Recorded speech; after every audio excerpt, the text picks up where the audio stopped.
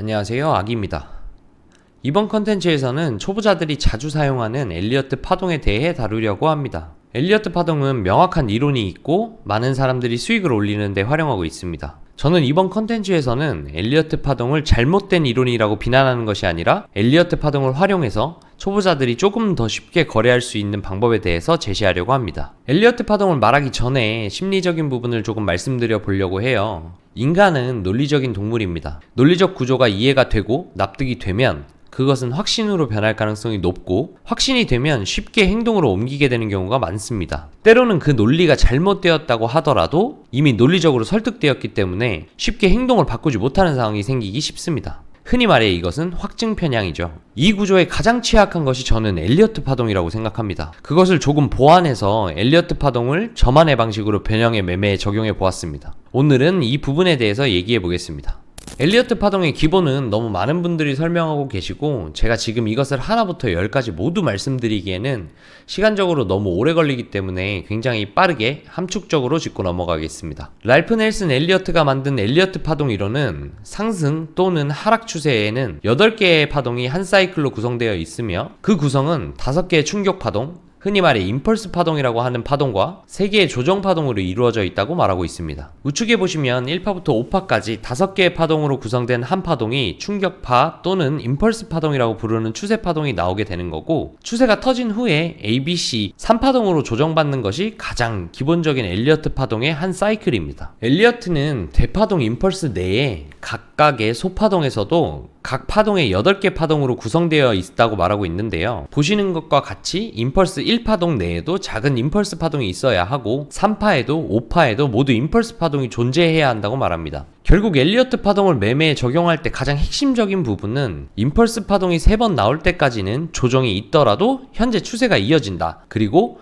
임펄스 파동이 3번 나오면 큰 조정이 한번 나온다입니다. 그리고 엘리어트는 이론에서 가장 중요하게 생각하는 3가지 요소가 있다고 했는데요. 바로 패턴, 비율, 시간인데, 이 부분은 각 파동을 카운팅할 때 중요하게 고려해야 할 요소라고 말했습니다. 이 주요 3가지 부분은 오늘 다루기에는 무리가 있을 것 같아서 나중에 따로 컨텐츠를 한번 더 만들어 보겠습니다. 그리고 엘리어트 파동에는 절대 법칙들이 있는데요. 이 부분은 조금 복잡하다고 생각하실 수 있으니 영상을 잠시 멈춘 뒤 충분히 이해하시고 넘어가시면 좋을 것 같습니다. 각 파동 내에 빨간 부분이 절대 법칙을 위반한 케이스입니다. 이 3가지 조건은 임펄스 파동 내에서는 절대 나오면 안 되는 현상입니다. 이 현상이 일어난다면 해당 파동은 임펄스 파동이 아니라고 생각하시면 됩니다. 자, 그럼 이제 제가 실매매에서 어떻게 활용했는지를 말씀드리겠습니다.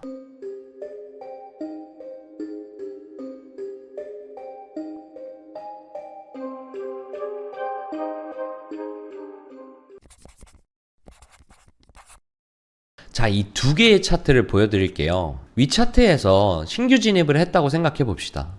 얼마 전 제 채널에 업로드된 손익비 영상을 보셨다면 아마 진입 자리는 어느 정도 감이 오실 겁니다. 손익비 좋은 지점에서 포지션을 진입했다고 치더라도 아마 고민이 한 가지 생기실 텐데요. 진입은 기술이고 매도는 예술이라는 말이 있죠. 엘리어트 파동을 공부하다 보면 집착이 생기는 한 가지 부분이 생깁니다. 이 파동이 임펄스인가 ABC인가 고민이 많이 되실 텐데요. 그 이유는 임펄스 파동이라면 다음 파동까지 크고 시원한 상승을 기대해 볼 수 있을 것이고, ABC 파동이라면 조정 영역이기 때문에 결국 작은 상승 이후에 오히려 큰 하락을 할 것이기 때문입니다. 그러면 이 2개 차트는 임펄스 파동일까요? 아니면 조정 파동일까요? 정답은 첫 번째 차트는 임펄스, 두 번째 차트는 ABC입니다. 제가 드리고 싶은 말씀은 이 파동이 임펄스인지 ABC인지 굳이 연연하지 말라는 겁니다. 아마 엘리어트 파동 고수분들은 파동 보면 되잖아, 비율 보면 되잖아 라고 말씀하시겠지만, 초보분들은 그것을 공부하고 달달 외웠지만 실매매에 반영하기가 어렵습니다.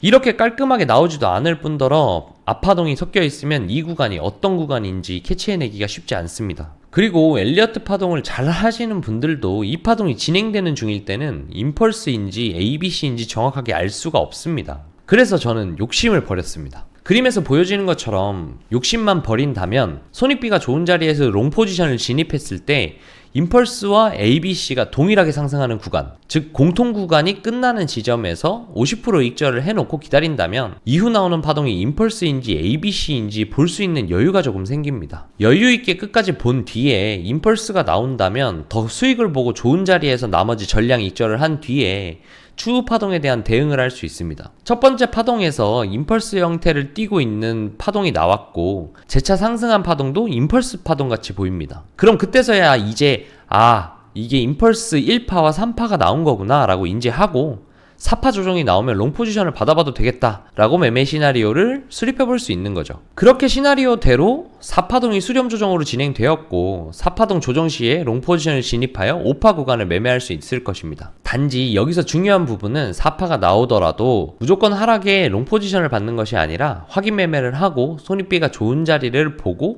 진입해야 한다는 것입니다. 그리고 욕심을 조금 부린다면 임펄스 한 파동이 다 나왔기 때문에 5파동이 끝나는 부근에서 꺾이는 걸 확인하고 숏을 진입해서 ABC 조정 파동까지 수익을 볼 수 있을 것입니다. 이제 엘리어트 파동을 책에 있는 대로 정석 카운팅을 하지 않고도 매매에 반영해서 수익을 볼 수 있는 방법, 그리고 카운팅이 틀려도 수익을 낼 수 있는 방법을 이해하셨나요? 자, 이렇게 오늘은 엘리어트 파동을 이용해서 초보자분들이 어떻게 매매를 하면 조금 더 쉽게 매매를 할 수 있을지에 대해서 이야기를 해봤는데요. 어렵고 외울 것이 많은 엘리어트 파동을 제가 말씀드린 공통 구간으로 매매를 하게 되면 꽤나 쉽게 활용할 수 있습니다. 사실 엘리어트 파동은 그 외에도 활용할 방법이 참 많은데 나중에 제가 심화 케이스로 실제 차트에서 엘리어트 파동을 사용할 때 헷갈리는 차트 모양이나 패턴 같은 것들을 한번 따로 다뤄보겠습니다. 아마 오늘 영상은 조금 빠르게 진행되다 보니까 한 번에 이해하시기가 어려울 수도 있으실 텐데 한 번쯤 다시 보기를 하시면서 앞에 내용들을 되짚어 보신다면 조금 더 이해에 도움이 되지 않을까 생각합니다. 마지막으로 영상 더보기란에 보시면 다같이 매매도 하고 공부도 하는 차트 공부 5분 톡방이 있어요. 궁금하신 부분이나 혼자 매매하시는 분들은 들어오셔서 같이 매매도 하고 공부도 하시면 참 좋을 것 같습니다. 오늘은 여기까지 말씀드리고 제 영상이 매매에 도움이 되셨다면 구독, 좋아요, 알람 설정 부탁드립니다. 감사합니다.